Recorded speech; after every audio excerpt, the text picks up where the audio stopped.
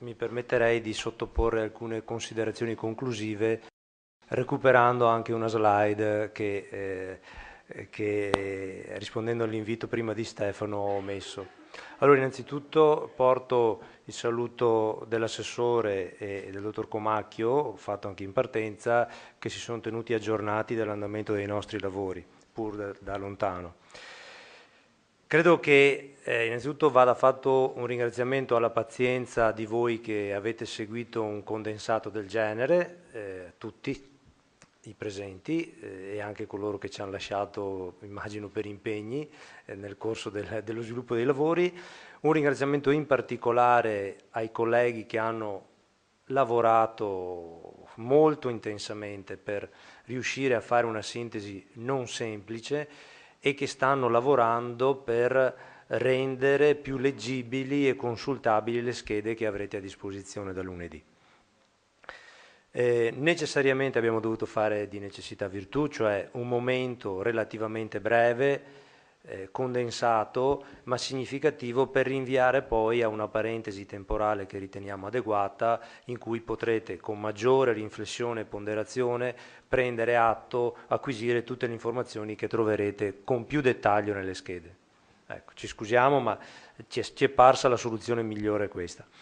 Per quanto riguarda ai tempi e alle scadenze, allora non mi ricordo, credo di sì, l'ho citato nelle premesse, l'ho richiamato diverse volte, l'obiettivo è il fatidico 20 di luglio,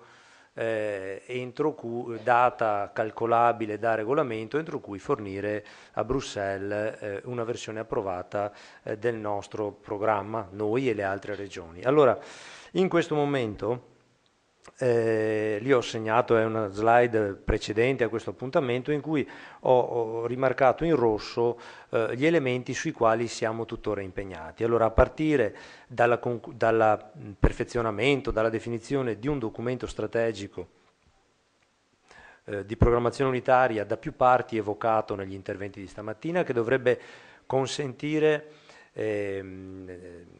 di capire come si attua la complementarietà tra i diversi fondi, è emerso anche poco fa, e questo dovrebbe essere imminente. Al completare, all'entrare nella fase più pesante e completare le procedure relative alla valutazione ambientale strategica, il cui rapporto ambientale accompagnerà il documento che verrà adottato dalla Giunta, e la procedura di valutazione di incidenza ambientale di programma laddove per le misure pertinenti, ecco, per misure, sottomisure, interventi pertinenti per le quali è opportuno avviarla, con un approccio che è una delle novità di questo programma, cioè quello di evitare di avere a carico del beneficiario questa procedura laddove sia necessario, ovviamente in ambiti sensibili sotto questo profilo. Ovviamente per quanto ci riguarda poi, ripeto, l'ho citato, l'adozione del programma dovrà essere in tempo utile traguardando il 20 di luglio. È un'adozione, una proposta che fa la Giunta regionale perché ai sensi dello statuto, del nuovo statuto, è nuovo anche se ormai ha un paio d'anni, dello statuto regionale, l'approvazione di questi programmi compete al Consiglio, quindi verrà adottato e sottoposto al Consiglio. Tra l'altro è presente con noi anche il dottor Brichese, che non ho salutato all'inizio dei lavori, che tutti conoscete, segretario della quarta commissione. Con il Consiglio è avviato da tempo un percorso di avvicinamento, diciamo così, di condivisione di alcune delle materie, dei punti, di informazione reciproca sui punti che sono stati sottoposti anche a voi, sia nei precedenti appuntamenti, sia ovviamente avverrà per i contenuti proposti oggi. Ovviamente una volta presentato questo programma seguirà l'iter di approvazione. Ricordo a me stesso e a voi il regolamento prevede 3 mesi più altri 3 mesi da parte della Commissione con interruzione dei termini qualora si rendano necessarie osservazioni e risposte e controdeduzioni da parte dello Stato membro che dovrà recepirle.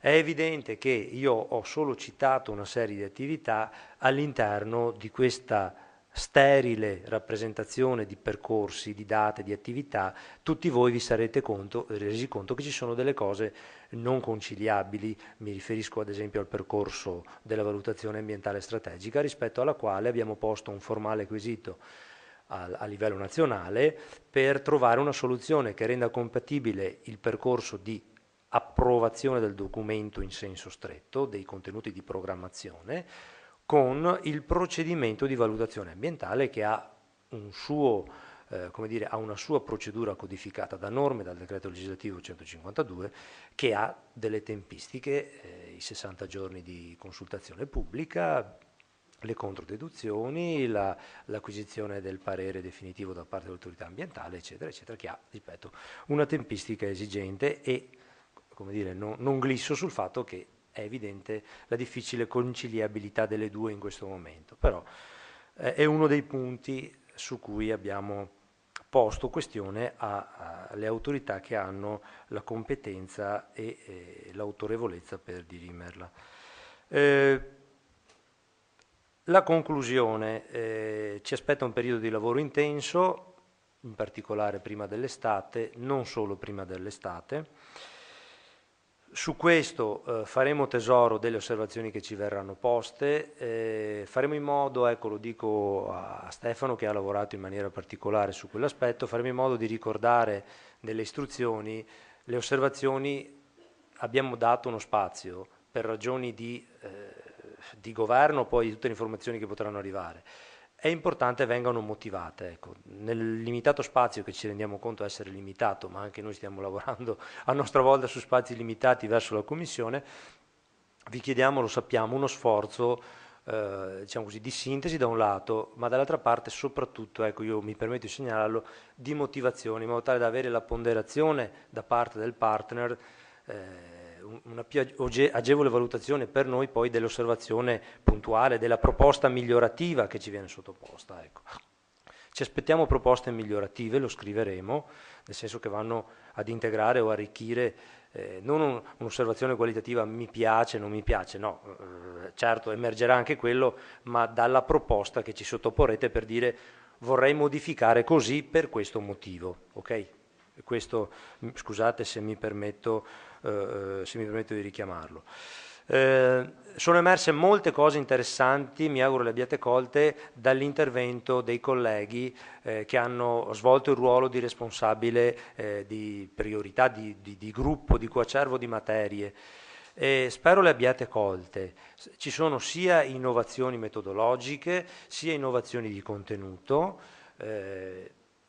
sia, diciamo così, tra le innovazioni metodologiche è emerso in particolare dall'intervento della dottoressa Lazzaro, per un tema speciale, per un'area specifica che è quella degli interventi agroclimatici e ambientali, c'è proprio un modus operandi che stiamo cercando di sperimentare, d'intesa su tutta una serie di questioni, d'intesa con le altre regioni e dell'arco alpino o comunque del bacino padano, in modo tale da conseguire anche una omogeneità di proposta, al di là delle evidenti e ovvie personalizzazioni su base regionale. Allora, detto questo, mi sembra di aver, per quanto mi riguarda, mi ero annotato, esaurito non solo la vostra pazienza, ma anche le questioni che ritenevamo importante sottolineare. Rinnovo ancora il ringraziamento. Nelle slide precedenti con cui ho esordito, a parte conclusa la fase, diciamo così, consultiva di questi ventina di giorni, un mese circa, avremo poi il successivo incontro nel momento in cui avremo, successivo alla conclusione del programma per la presentazione, diciamo così, della proposta del programma sottoposta alla Commissione europea. Va bene? Ringrazio tutti e vi saluto. Buona giornata.